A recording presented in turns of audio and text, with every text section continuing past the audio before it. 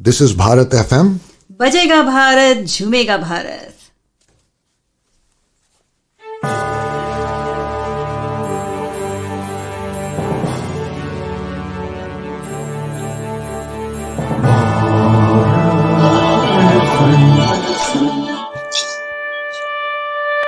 ये है भारत FM. बजेगा Bharat, झूमेगा Bharat. झूमेगा Bharat.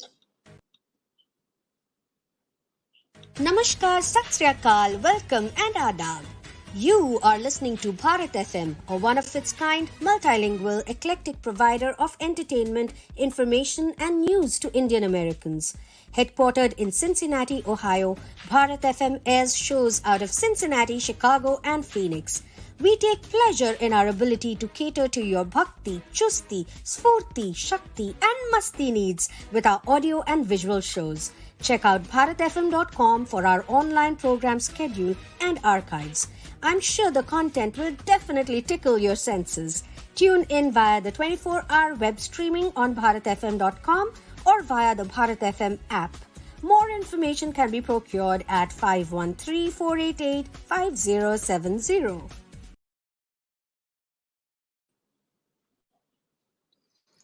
Hello, namaskar, good evening, good morning. Welcome to Storytellers Café, and I'm your host, Usha Venkatraman from Mumbai, India. Good evening, Chennai, and good evening, Gurgaon, Delhi, because our guests are from the twin cities of Chennai and Gurgaon. A warm welcome to all the listeners and viewers of Storytellers Café. Well, the pandemic is on to its third or the fourth phase. I've lost count. But stay masked, maintain social distancing, and wash your hands.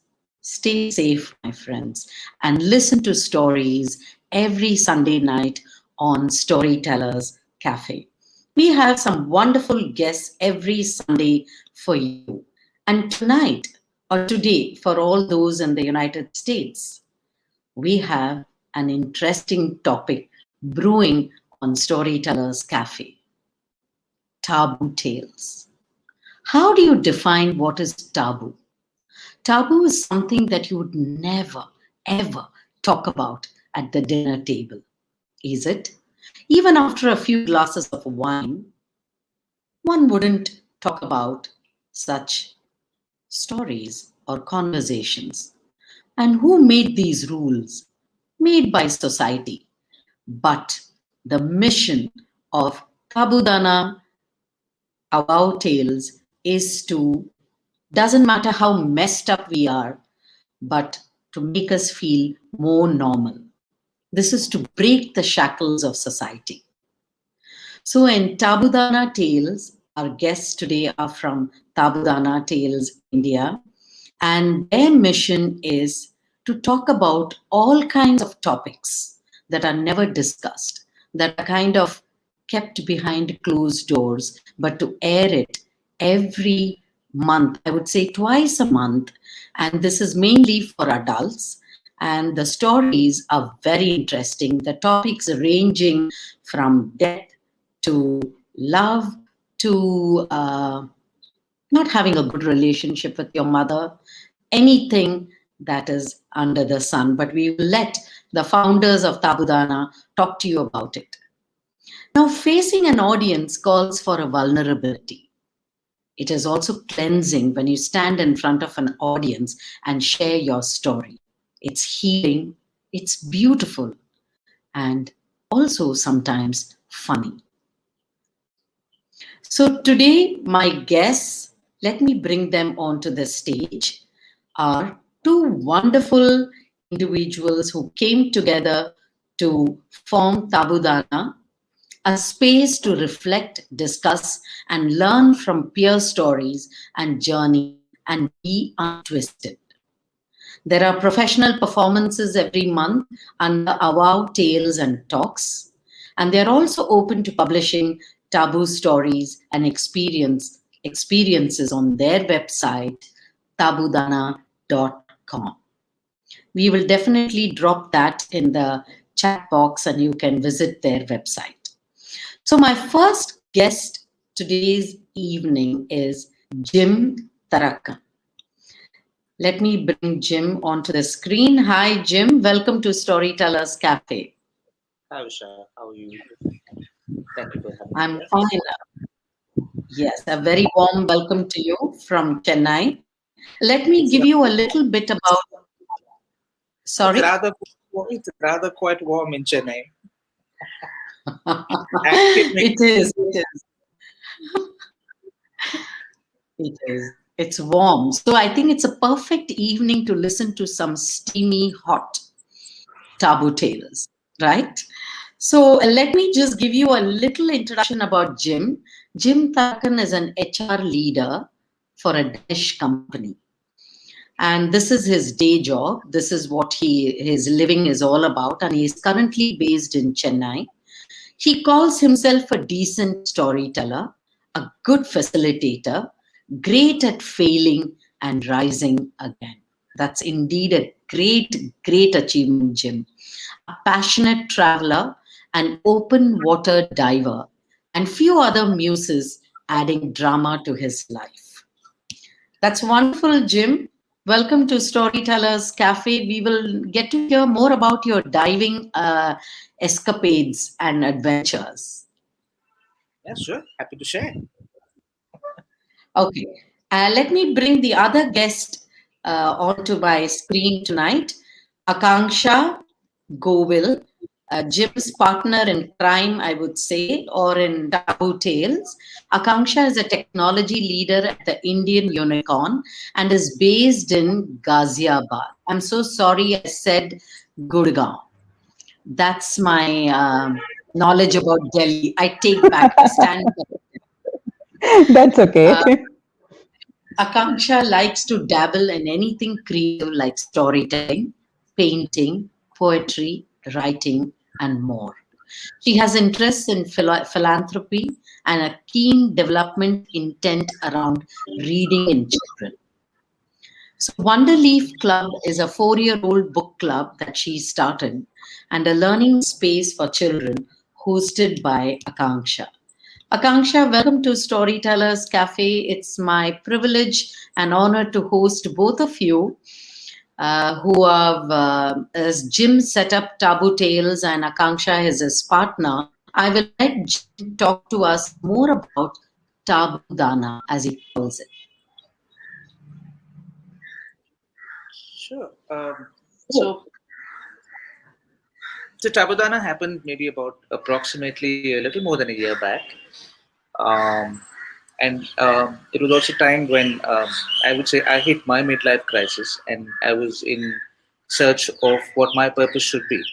So it almost felt like the eagle which needs to retire for a bit, break its beak, break its claws, and then regenerate it, and then figure out what is it that they want to do here forward.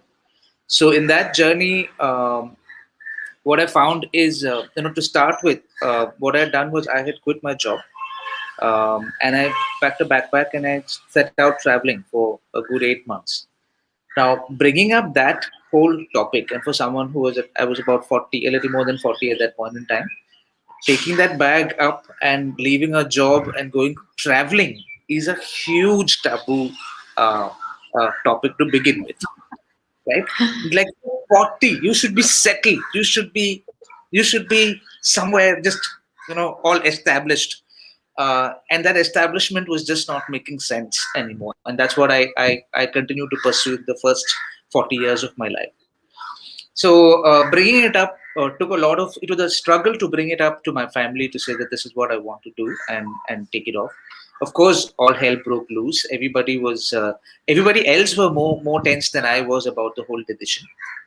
And I think that's from where the spark for discussing the fact that I had a struggle to bring up uncomfortable topic for other people, broach it up and have conversations about it, was the spark for starting this. And in that journey, I think I would have tried anything and everything that on the list of taboo. It would be quite a long list that people would tick off to say, "Oh shit, he did this, that, this also, that also." So I've done a lot of things in that 8 months, and I felt that a lot of people that I met in that journey have also had their own share of experiences, but there is no space to let it out without feeling the fear of being judged, without feeling guilty that they have done something, without feeling ashamed that they did something. Uh, Without being angry about themselves and sometimes being always faced with the anger by their close, near and dear ones. So that's how I felt there was a space that was required for people to come and they can be themselves. They can use expletives. They can share whether it is about sex or whether they wanted to kill somebody or whether they want to kill themselves or what their experience, their relationship with money is, as in whether they want to save up, they want to blow it, they want to give it, whatever that may be. The challenges were just asking for help or asking for anything without having their ego come in the way of wanting to ask what they want to ask. They want to pursue a desire. It could be anything, and just having not to do that because I am held back with what other people think, what other people say. All of that kind of added as foundational bricks towards building Taboodana. Over a coffee table with this thinking, we want to find a brand name, right? Something that people can resonate with. And then I was having Sabudana Khichdi at that point in time. And then, so it is pearly, it is white, it's sticky, it is tasty, um, it was savory too. So then I said, Sabudana and Tabu, somewhere the Sabu and the Tabu really was a great marriage. So I said, yeah, let's do Sabudana Khichdi. That is how it started. And then Akanksha was trying to figure out if there is a name for this additional, the DANA piece. And then Akanksha found out that in, I can't remember what culture it was, but Dana basically means someone who is above the situation, if not consumed by the power, nor is it excited by it, but he's above the power. And um, uh, um, well, it's a very powerful position to be equanimous about something. So that's what Dana was. So it is actually Tabu Dana, but Sabudana and Tabudana just sounds rhymingly perfect. So it was just fine.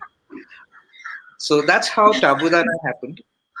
Um, yeah, that's the base side of the story. Akansha, you want to add something there? No, Jim, you Sure. covered it all. No, No, I'm Akanksha, saying, just tell us how did you join gym? And of course, Dana was your contribution. So how would you pronounce it? Tabu Dana, Tabu Dana, at Tabudana? Tabudana is anything the is, actual, yeah, it's the yeah. actual pronunciation, but Tabudana it sounds just fine. It's cool. Yeah, and we need to add our own flavor to the sabudana, so we made it tabudena. Then it eventually, because it rolls off the tongue so easily as tabudana, so that it becomes tabudana. So that's what primarily I joined Tabudana because he wanted to bounce off the idea. We met at Kathalya's diploma course in Bangalore with our third friend as well. And when he set out on his journey, we just kept in touch over a few months, like if he would need help or if he would come down on something, and then even bounce off for the stories and a lot of things. And then we were eventually, when he was starting Tabudana, he was like, okay, I would need help. Being the technology person, I think he just reached out that, okay, how do we do this? How do we set up a Facebook page? How do we set up a website? And slowly and gradually, I never realized that, the since I was already doing Wonderleaf for the kids, I was, conversant with the websites and all of I've done mine. So it gradually just got added to my portfolio as well, that okay, I'll help him out with all of these things. And it's actually quite liberating to have a space where you can talk about things which you can't usually do in the open society. And it's fun. It starts as a space for friends to talk to each other, and then gradually it became, okay, let's do stories. And we were so, all through we just hear stories with children with so much of drama, music. We just wanted a space where we can say the story and not add too much of music and jingles to it. So that started off as Tabudana Avao Tales and Talks, and that's how the journey goes ahead from there. So all of us has a lot of taboos we live with, right? And when you share and there's no judgment from the other side, it gives you a very you then start operating from not from a place of invalidation, but yes, it's okay to not be falling into a particular mold in life. So that is quite good, a feeling too when you come and talk and be with similar people. Thank you, Akanksha. Thank you. So that was the genesis of Taboodana, Wow Tales. So this was set up a year back during the pandemic, Jim? A little, it started off a little before the pandemic. So there were two things that were happening then. One, I was setting out to hold listening circles for people, and the other piece was about writing the blog, writing the stories, and having that published on Taboodana. And then pandemic happened. So I had done one listening circle in Calcutta. That was where I did my first one as a physical event, and then did the second one in Delhi, and then pandemic happened. So now there was just no way to travel around, first of all, and there was no way to hold physical spaces either because it had to be all about social distancing and everything. So then we said, okay, let's go online. At least that will help bring people from across the country and across the world. So we kicked off the conversations online. We started with something called Saucy Tales. That was the first one that we did. And then said, okay, let's make it a separate property and see how that can work. So then Avow Tales and Talk happened. Um, we've had people from across. We've had people joining us from France, from Bahrain, from Vietnam, UAE, America, UK, all across India. We've had some very interesting people join us through the last one, a little more than 1 year of going online. So we went online in the month of May last year, in the middle of the pandemic. And so there was a bit of a break between March, Feb, when we did the last listening circle, and May, before which we went online. Um, but yeah, it's been great. It's been a great journey. Okay, so great. What brings to my mind is you're based in Chennai. Akanksha is in Ghaziabad, and your third friend, I don't know where he is based. So when you had a physical Taboodana monthly event, where would you host it? Online. So we use Zoom Oh, as a it platform. was always online. No, Okay. no. We started the first one he did in Calcutta, which was alone, and we just give him the support from here. Then the second one was in Delhi. I think that was around March, and that was just around Holi. Then it started. So we met up in I think in South Delhi at to hold a space, and then I think that was the day or just after the day the all the restrictions were about to happen. So I think that was the last time, and the second time we had the session. And then after that, we were like, okay, maybe it's going to open soon. It's going to open soon. Then we'll maybe think about it, how we are going to do it. But then online, I think, found a way. With online, we found a way to connect more people. So I don't know if we are going to go back to physical spaces anytime soon. But this cultural flavor from all across India adds a lot of value to, Taboodana as a platform. Ye- Yes. Yes. My next question to both of you is anyone is free to answer. What has been the response for this platform that you've created? And is there a need to untaboo? What are your top three taboo topics to untaboo? Um, just a second. Okay, I'll answer that. The response has been mixed. Okay, so it depends on the taboo we are picking up, and a lot of it depends on Facebook marketing too. Okay, so there are people who are with us and who've been supporting you, like you, Usha, who's been there for helping us out, coming on platform, and the storytellers are free to pick whichever topic they want to pick. And the topics is the primary thing is that taboo might not be a taboo for me, but could be a taboo for other person. So, the response has been mixed. There are people who say that, okay, what do we get out of it? One of the persons said that, what do we get out of stories? So, to get to the person to understand that it is the power of resonance which is very important. And so gradually, we are getting an awareness in people, and people are learning to appreciate what we're trying to do. But yes, it has been a struggle at times to get people on board. But other than that, the ones who like us and love us are there with us all forever to support us. So that's a good thing. Jim, if you want to add something. Yeah, I think we've had a very good engagement from inside and outside in. We've had a pretty good engagement. Um, each of our programs have about averaging of about 20 to 25 people who turn up. Highest has been about 55 people. Lowest has been about 12 to 13 people.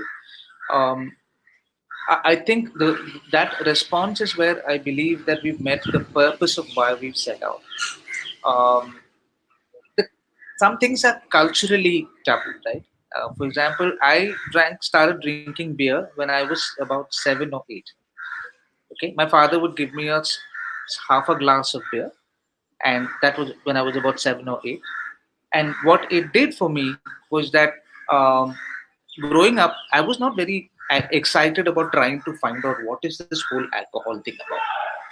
Which when we do, when we start off trying to do something like that, we just go completely overboard in a way that we just don't know what the outcomes of it is. So there was no real uh, excitement around it. So just giving one aspect of taboo as I share this, I'm sure there are going to be reaction. How did his father give a small child who is 7 years old half a glass of beer? Right? Alcohol. It's huge for us. It was just absolutely fine to do that, and I think it was the right thing to do. So then I set out. The first thing I wanted to do one of the things that I didn't have never done and I've been against was to smoke weed. And when I went completely overboard at it. But it was an experience. It was done. It was over with. But when you don't know something and you want to try it out, I think the tendency to go overboard is a lot more than something that is normalized around you, and you don't have to get overexcited in pursuing it. So, in telling these stories, this is mine, and just imagine the number of other people who come into the space and share their own little stories and find freedom. It's freedom of saying whatever they want to say. They just liberate themselves from the prison of those what do you call it? Societal Societal norms. laws that you put out there out of fear, shame, and guilt. Uh, the response seems to be in line with what is the need for it, and I think it requires to we need to continue being in a space of untabooing various topics for people.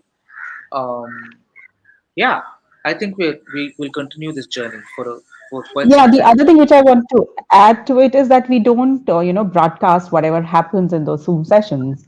We don't even share the photographs or people who've come, what they've said. Whatever is said remains in the session, and the recordings are not we're not using any of the stories or even retelling any of the experiences people share amongst us with us to the wide world. What happens in that Zoom session stays in the Zoom session, except maybe giving small promos on the storytellers, which primarily is it's a recommendation, or it's a thank you note for the storytellers.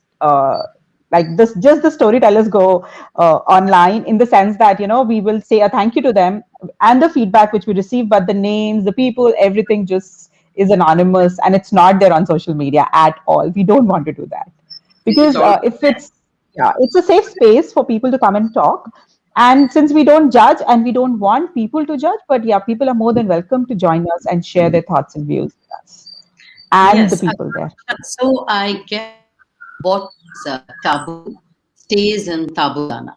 What happens at Taboodana stays at Taboodana. Right.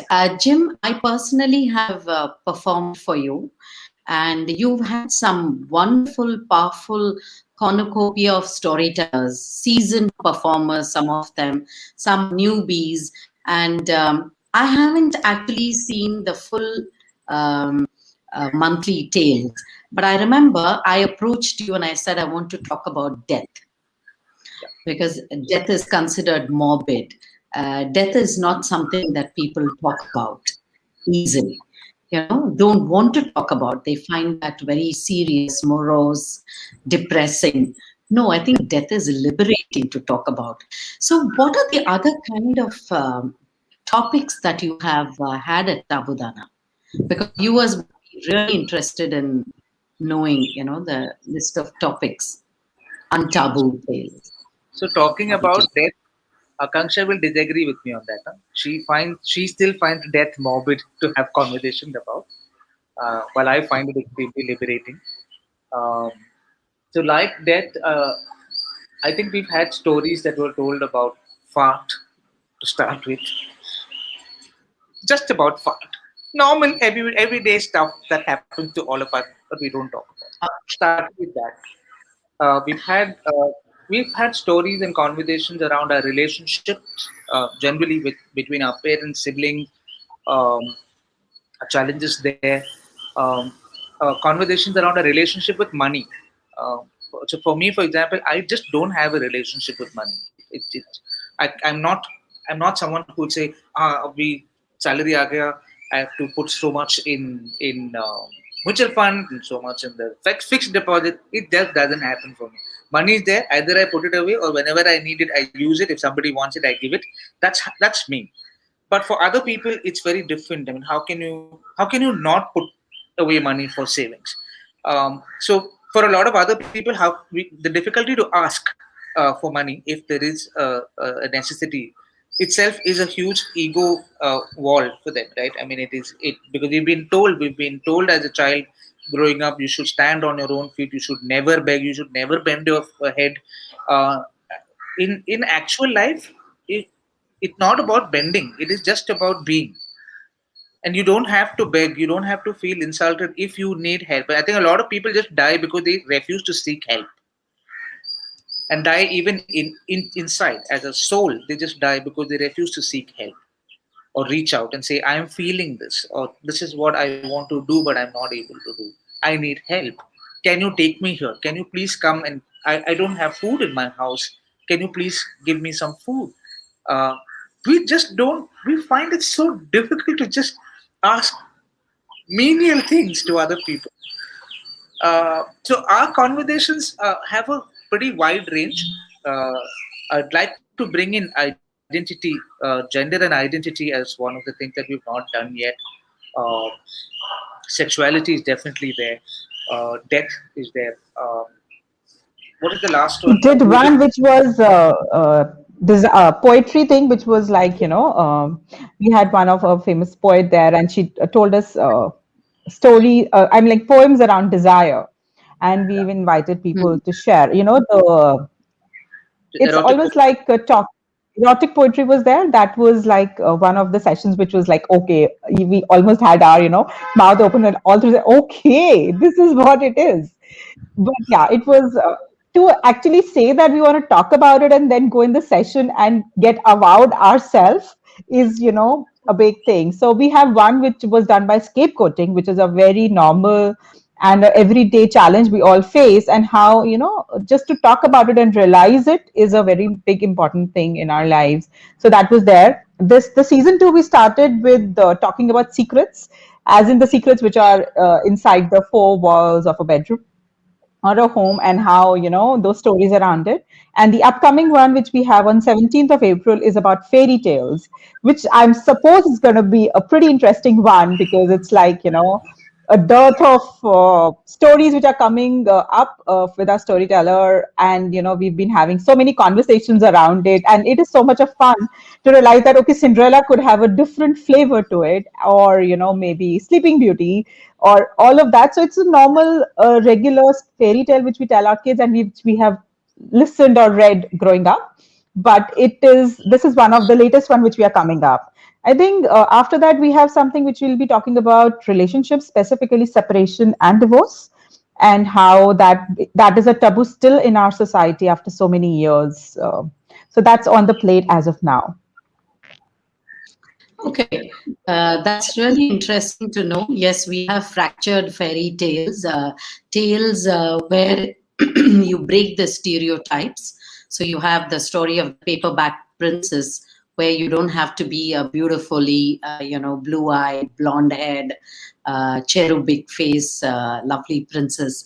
That's wonderful. You said you're bringing in gender, the LGBTQ stories into that, because that would be really interesting, and also stories about longing, feeling lonely.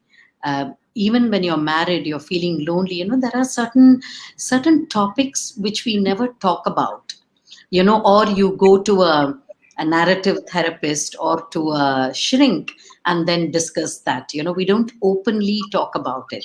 So you created this space, which is wonderful, Jim and Akanksha, that you've done that. And where do you think this is going ahead? What is the future of Taboodana? Uh, so for us, this is going to be primarily a space that is for free engagement, and find a space for uncaging emotions, imagination, expressions, everything. So the way we're looking at it is right now, and there are different ways to express, right? And one could be through stories, and we find stories a very powerful medium, because for people to come in and resonate with a situation, it not it it happens better when it's a third dimension. When it's one's own experience based stories, sometimes it can land well, sometimes it may not land well. The listening to somebody else's story also becomes a bit of a challenge for a lot of people. But when it is essentially a story from a third dimension, which can even be by using analogical um, um, examples, as such a wolf and a horse, or a earth and sun and sky, or whatever, our imaginations become big. It's almost like a movie unveiling in our head, right? And stories will continue to be the medium that will be there. We have a space for writing expressions, right? So between the blog and the tales and Afrotica and all of that, we have spaces there for written work to be shared, both as poetry and the blog and stories. We'd like to see what we can do in the space of workshops, but it's all for exploring and discovering things that areas that we would have wanted to do at some point in time, but don't know how to get to it. So we see Okay. us ourselves moving there. For both Akangsha and for myself, Tabudana is not a bread for living. So we're not under the constant pressure of, oh, this month if we don't do this, how will we pay our rent story. So it's a space that's coming out of fairly self-funded, strong, what do you say, sustenance for itself. So over the next 2 years at least, as I see forward, I think we will continue to bring in properties that will either have very dedicated spaces for something. So, for example, sexuality is a huge taboo area for a lot of people. Relationships is another huge taboo area.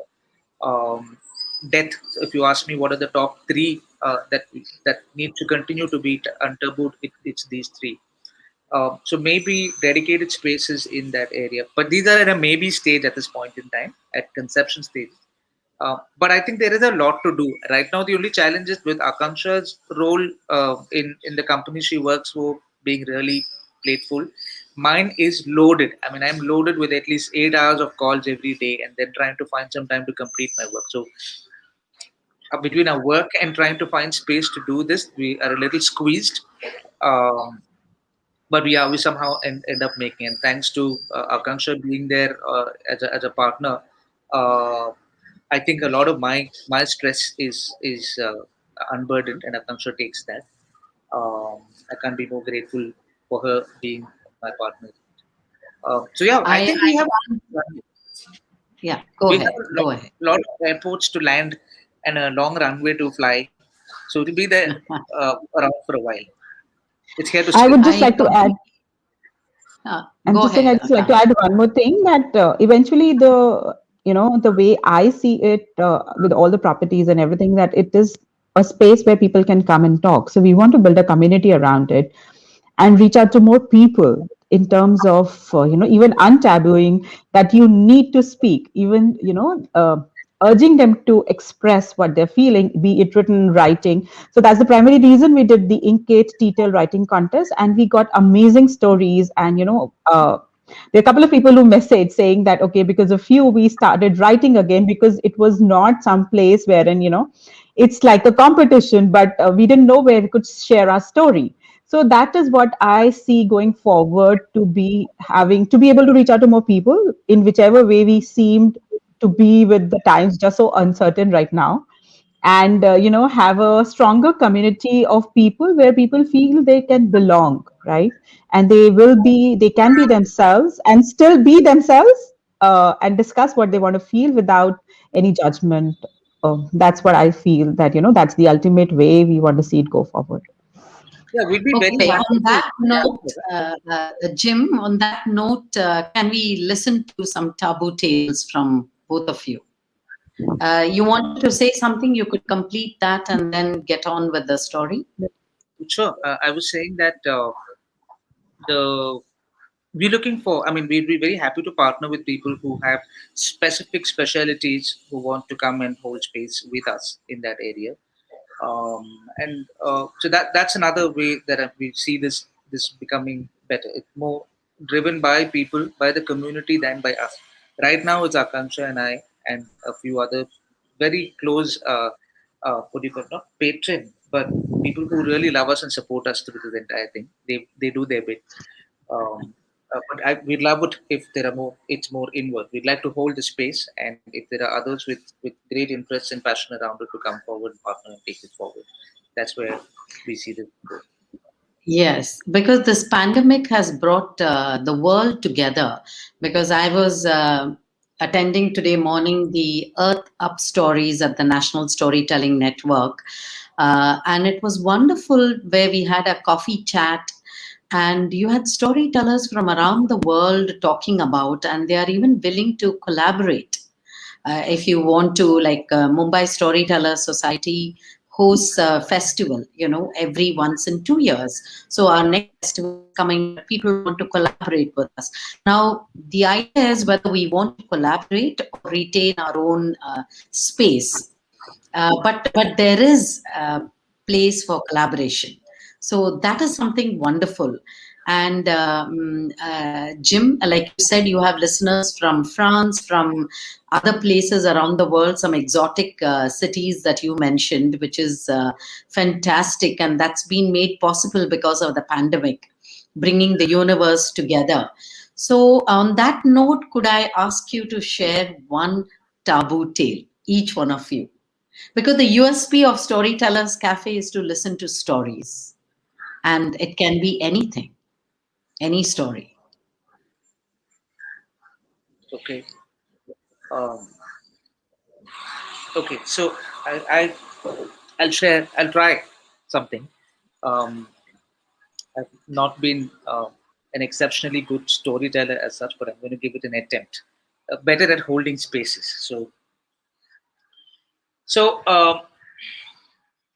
long before men evolved, and it was the time of the animals. Um, there was a wolf pack, and the wolf pack continued to hunt, breed, live their life. At some point in time, there's always going to be a change of leadership that is required in it. So the leadership squabbles happened. Um, and one wolf out of that decided that this is not going to be the space where I am going to build my own clan.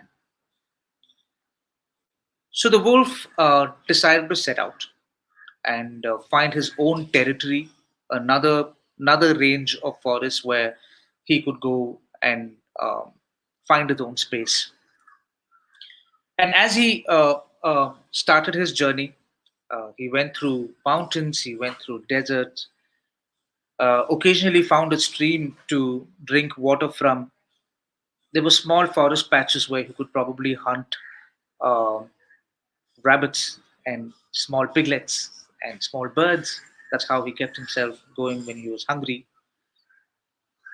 And then Somewhere during that in that journey, as he passes past various terrains, he reached a little forest patch, and he smelled something very different about it. And he said, "Okay, I'm hungry too. Let me hunt." So he crouched in the bushes, and he crawled very slowly towards where he was hearing some noises and where he was getting the smell from. And as he's crouched and as he moved forward, and he heard this bleating noise, and he was like, "Oh, this is new. I've not heard this before. Must be some really interesting piece of meat. So let me just move forward again."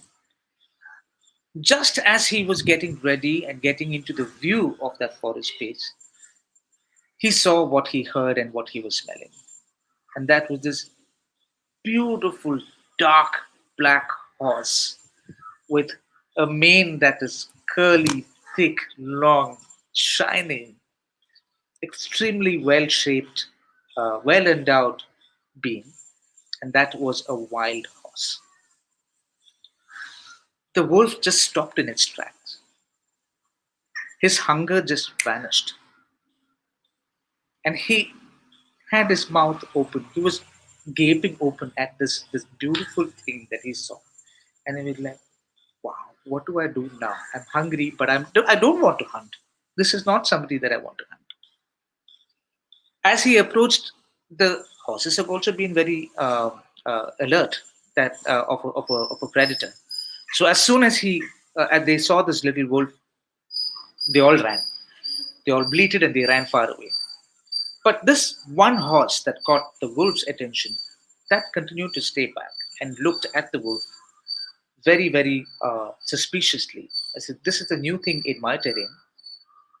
I wonder what it's doing here. Is it going to hurt me? Is it going to kill me?" So the horse bleated, the wolf howled. They stayed far away from each other at a good distance of about 50 feet and continued to assess each other as to what's the intent, what is going to happen next. With a little bit of tension building, uh, the horse decided to continue to stay where it stood, and the horse moved forward, made a move, went closer to the horse. It's taller than him, and it's bigger, it's more beautiful. The horse sniffed around, the horse continued to stay, went a little behind the horse. There could have been high chances that the horse could have kicked with its hind legs, but it didn't do that. Continued to mess with each other in terms of trying to assess at very close proximity. And then they found that both of these are not threat to each other. So finally, there was a bond that formed between these two, and they were in mutual admiration of this new place. The horse took the wolf around and showed the forest around, um, showed him how beautiful it is, where the water sources are, where the little animals are. Um, and of course, he can't eat with the horse because the horse is vegetarian, the wolf is a non vegetarian. All of that dynamics of different being from different species, different culture backgrounds, all of that kind of played out. Anyway, as the day ended, the horse went back to its flock. Um, and when he got back there, the other horses were, "Where were you all this time?" And the horse said, "I was in the forest and I met this new thing. Uh, Seems like a wolf. He's on the move." It's like, "Oh, a wolf. How can you interact with a wolf? It's dangerous. Please don't stand with him. Don't go around with him. Don't talk to him. Just shun it away. Stay with us. Nothing's going to happen. You're in absolute safe zone. But going to the wolf, there is a lot of possibility that you will get killed. So just don't go." The horse went to sleep that day. The wolf went to sleep that night too. And the wolf was in absolute admiration for how the day had unveiled. The horse also went to sleep thinking, "Wow, man, today something really new happened." And but could I be still in the danger of being hunted? Could I still be? Uh, are my friends actually telling the truth? Are they right? Yeah, maybe they are taking care of my safety, but are they necessarily right about their perception and judgment of what is building up? Next morning, the horse woke up and feeling very unsettled about it, and the horse decided to run again, bleat into the forest, and find out what's happening with the wolf. The wolf had not continued on his journey, continued to stay, and looked around, hunted for a few rabbits. So the dinner was taken care of, breakfast was taken care of, and waited for to see if the horse will come back. If this bond was going to continue, or should he continue to be on the journey of finding a new terrain? And for to his surprise, the horse came back again, and the wolf was super happy. This time he was howling out of not from the hunt, but the complete sheer happiness that the horse has come back, and he's not excluded from because of the difference, the differences in the food choices or the species or any of that he comes from.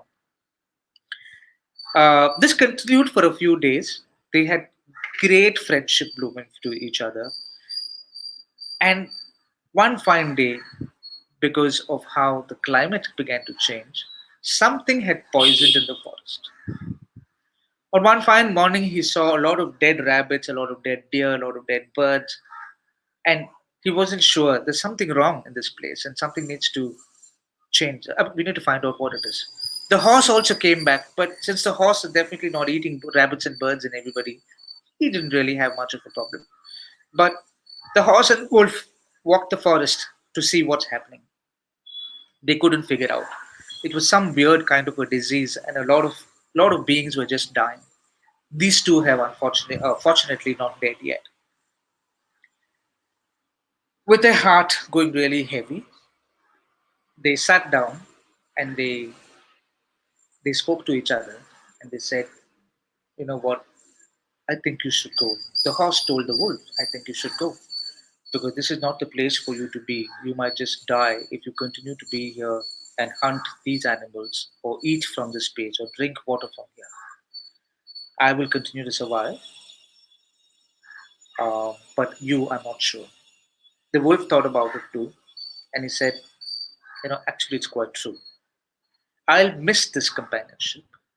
I have to set out to find my new terrain, set up my new clan, uh, build my new pack, wolf pack."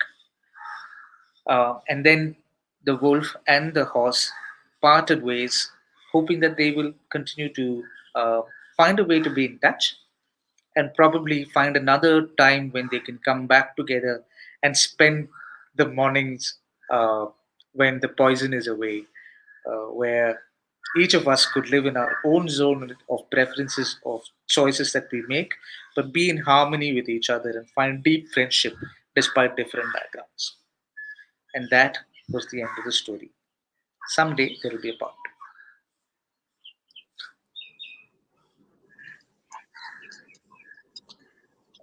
Thank you, Jim. That was truly thought provoking. We need to take a pause and absorb the story. Um, Very beautifully narrated, and I can see the analogy in the story. And thank you for sharing that.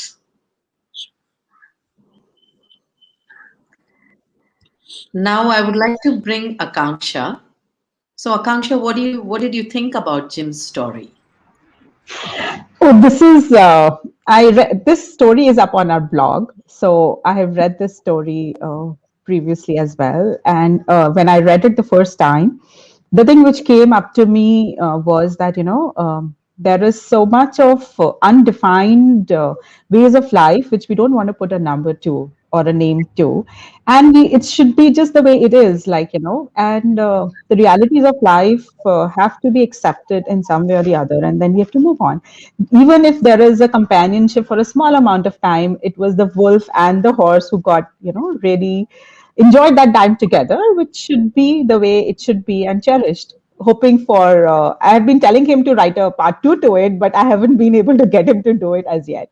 So this was written by Oh, so you've written this story, Jim. It's a true. Jim has written It's this a story. story. Yes, this is a story that I wrote. Yes. Oh, Yeah. lovely, lovely, lovely. This is wonderful and before you start your story, Akanksha, so do you encourage personal stories at Taboodana, Wow Tales, in your monthly sessions, or are you open to traditional stories and other stories? So what we've experimented with personal stories as a performance, but we've not found it landing too well. Like I mentioned, it just landed okay. I mean, it was good, but it could have been better. But what we definitely find things working are original stories that are written, traditional stories, stories from the mythology, theology, and any other variations that we're able to see. Um, it come. I think they seem to work a lot better for us to kick off those conversations. But the story is just one part of it, and story is not the. It's the foundation. It's the base for that event. But what blooms out of it are powerful conversations that have been so insightful into other people's stories. So in the conversation is where personal stories have been working, but in performances it makes a lot more sense for us. What's worked well for us has been traditional stories and European stories and fairy tales and all the other variations that we genre that we take. Thank you, Jim. Thank you. So, Akanksha, we are waiting, with bated breath to listen to your taboo. Okay, So tell us a bit I about will. your story. Is this a true story? Is it written by you, or what kind of a story it is?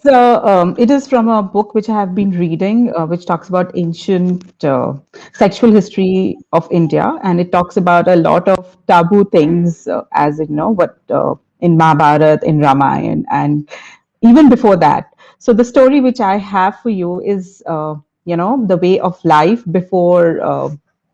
There was the dharma law which was set up, which primarily means that, how did it come into being? So there was a time when women were left unhindered and they could go and express and explore their desire in freedom with whoever they wanted.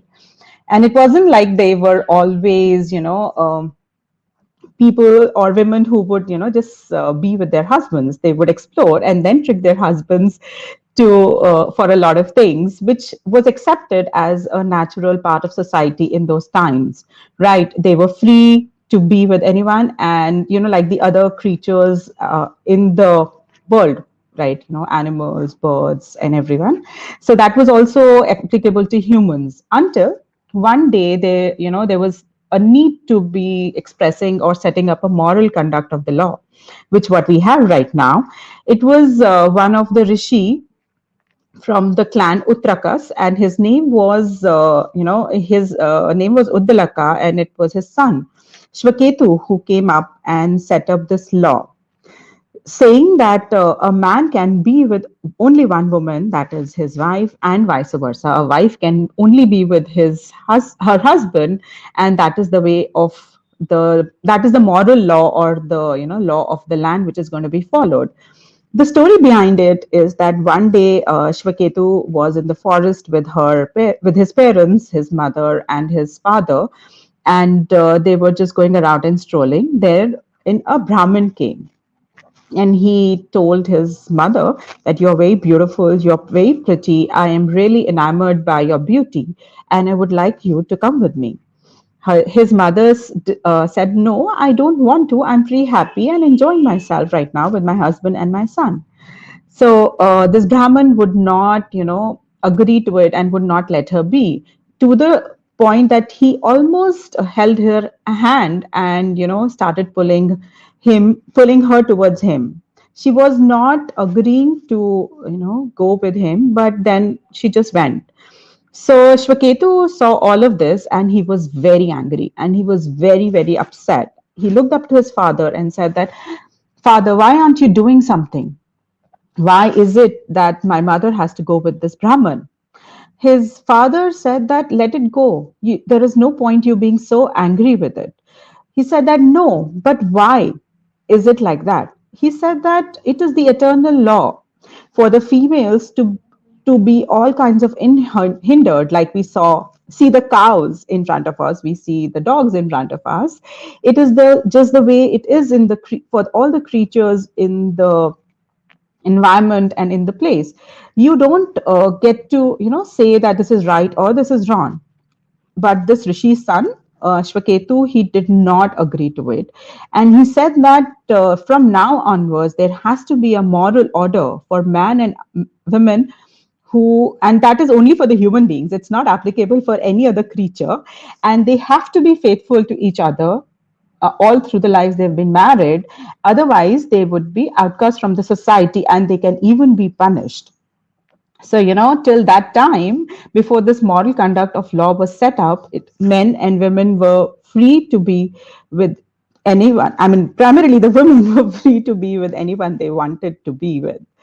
So, but there was an exception to this rule, which is quite interesting when I was reading through it. So, when coming of age has always been celebrated across India in various forms and kinds, right? And it's considered the most important part of a woman's life, and this is called as monthly cleansing, and is defined as ritu. So, our monthly periods and everything is called as ritu, and it is said that with ritu, the love began and the love ended, and it was a right for a woman to ask a man to be with her during this time so that she can bear a child. And it was not from the necessity of pleasure or love. It was just from the necessity to have an offspring. And it was emphatically laid down in the law that the husband must visit the wife during this time, and it was a sin for him not to fulfill his married duty at that point of time. Which led me, when I was reading through it, to another story, which I think a lot of us must have, read, the story of Devyani and Sharmishta. These two were best of friends, and Devyani was, a daughter of a Brahmin, and Sharmishta was daughter of a king. So once what happened, they were down the river and they were bathing together. And Sharmishta just went ahead and wore Devyani's clothes, which led them to a very bad fight, and one pushed the other into the lake and drowned. So Devyani got really angry with Sharmishta. She said that I'm not going to be able to forgive you. And the condition she put on this king's daughter was that you have to come and live with me as my slave. You in Because her father was the advisor to the king, and without him the kingdom would have suffered. So finally Sharmishta agreed, and she became a slave to Devyani. Devyani then fell in love with the king Yayati. Yayati was a very handsome man. He had his valor. He was tall. He was fair, and Devyani was so lusting after him. He said that I want to get married to this man, and so Shukracharya, her father, married him to Yayati. During that time, Sharmishta was also of age. She was looking at this union happening, and in her heart, she's like, okay, Devyani has got such a beautiful husband, such a handsome husband, and it is the time of my ripeness too. She also has a son now. What will come of me when my ritu comes? Should I get it? Should I let it waste? I have not chosen any husband. So she always prayed that maybe one day Yayati would visit the forest, and he would come before my eyes, and I will pray, I will request him, to give me a son. But since the law of the land was already like that, that a husband can only be with his wife, so she wasn't sure how she's going to handle it. And at that time, even when they were getting married, Shukracharya, Devyani's father, had specifically told Yayati that you will not welcome the slave daughter into your bed at any point of time. So when luckily or unluckily, one of these days, Sharmishta was in her hut in the forest near a Ashoka tree, and Yayati was around that area. So Sharmishta went up to him, finding him alone, and said that, I am beautiful, I am pretty, I have a good character. I have a favor to ask of you. I want you to give me my Ritu. So Yayati was astounded. He's like, okay, I know you are a good character. You are a faultless daughter. You have, but when I brought Devyani home, I promised her dad that I'm not going to, welcome you into my bed. And the king who does not follow through the law of dharma or the law of marriage, the ill happens to it. And I don't want to live my life falsely like this. So Sharmishta came up with a very convincing, argument. She said that, you know, uh, you are my friend's husband and I'm her slave. And as we all know, the slave, the wife, and the child cannot own anything, and they are held in the power of the one who owns them, which is their husband or their father or the friend's father. So, since you know that I will not be able to get married to anyone, since Devyani is in your power, and I am her slave. So it is your responsibility to, give me my Ritu and have a child with me. So Yayati finally got seduced by Sharmishta, and they went ahead and had three sons. And the interesting part of the story comes in when Devyani was in the forest one day and saw three boys running around, which looked exactly like Yayati. So Devyani got really angry and she asked those little boys, "Who's your father?" So the boys looked at Yayati and said that he's our father, and the woman there, Sharmishta, is our mother. So Devyani was, in total anger, and he asked Yayati that how can you give her three sons and just give to me? I just have two. Why did you give Sharmishta three sons?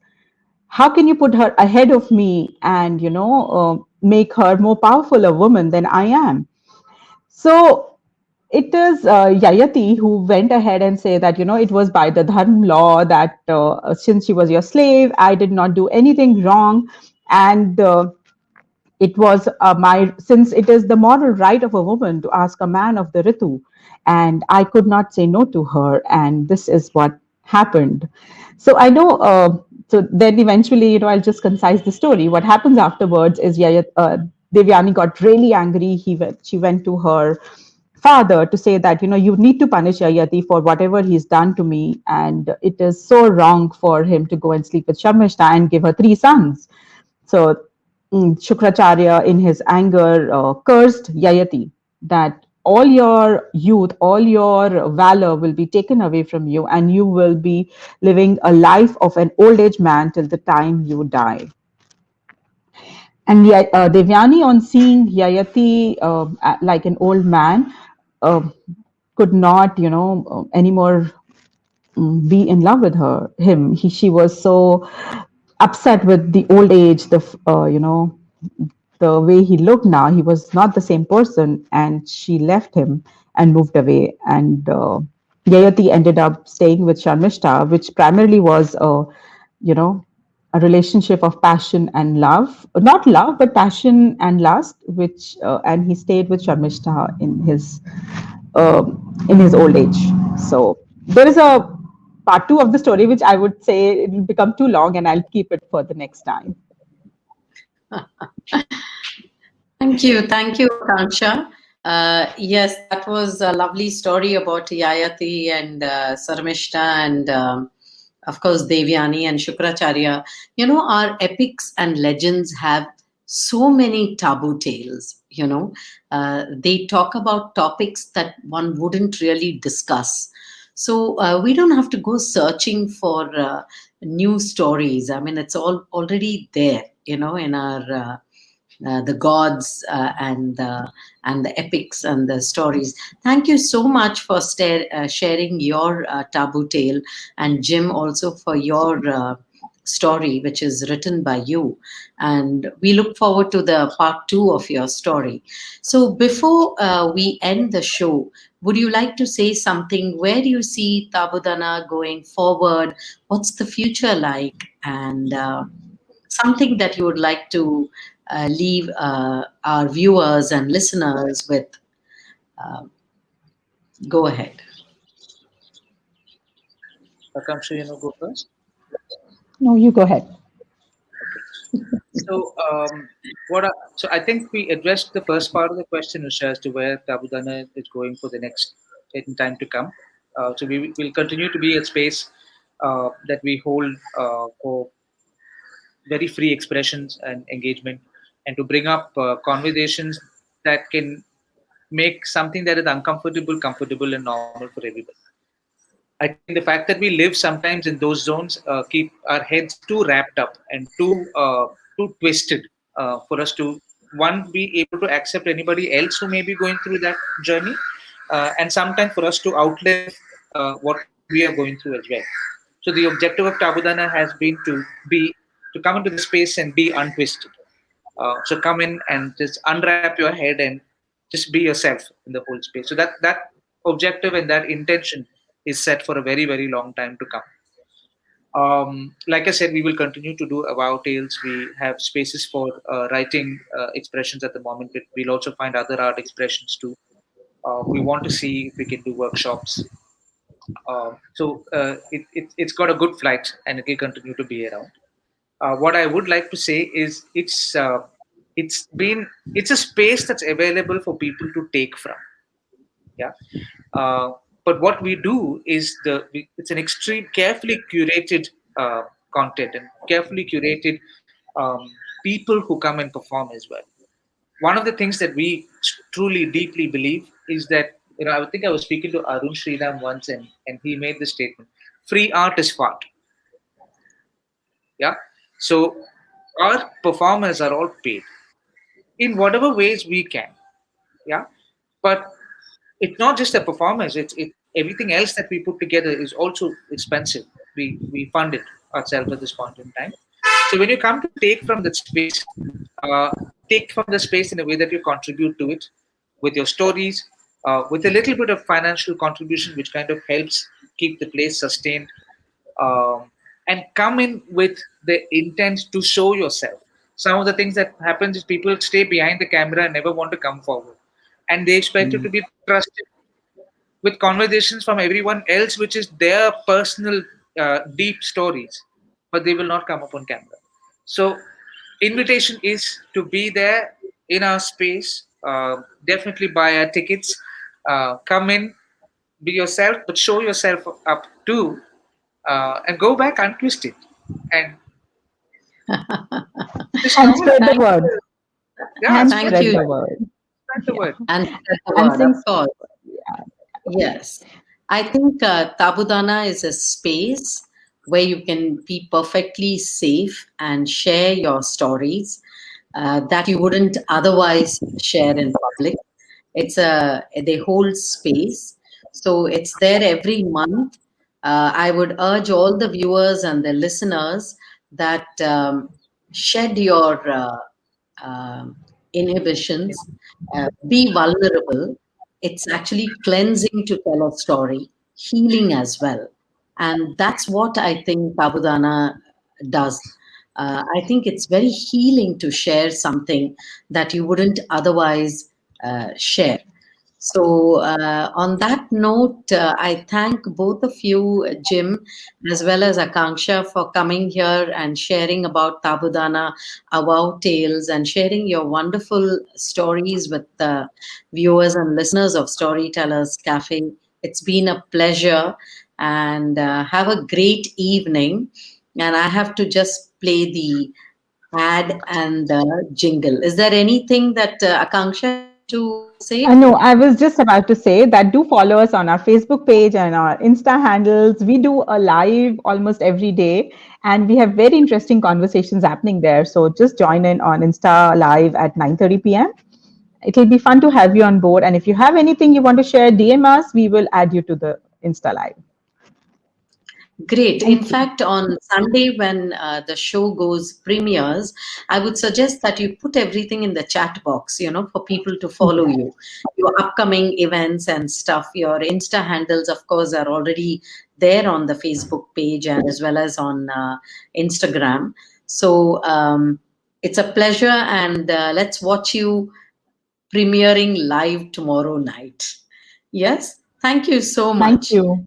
Thank And you. I have I have the job of playing the ad and the jingle now. Namaskar, Sat Sri Akal, welcome and adab. You are listening to Bharat FM, a one of its kind, multilingual, eclectic provider of entertainment, information, and news to Indian Americans. Headquartered in Cincinnati, Ohio, Bharat FM airs shows out of Cincinnati, Chicago, and Phoenix. We take pleasure in our ability to cater to your bhakti, chusti, sfurti, shakti, and masti needs with our audio and visual shows. Check out bharatfm.com for our online program schedule and archives. I'm sure the content will definitely tickle your senses. Tune in via the 24-hour web streaming on bharatfm.com or via the Bharat FM app. More information can be procured at 513-488-5070. This is Bharat FM. बजेगा भारत झूमेगा भारत.